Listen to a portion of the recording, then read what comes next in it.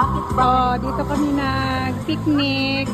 Ayan yung mga new friends kong mga pinsan na yung kaibigan ko na 34 years bago kami nagkita ulit.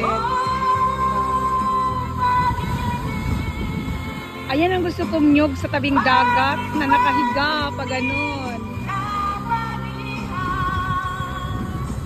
Ang ganda ng dagat. Kaya lang guys, mabato yung kanyang tabihan. Ayan na. Ang daming nyug.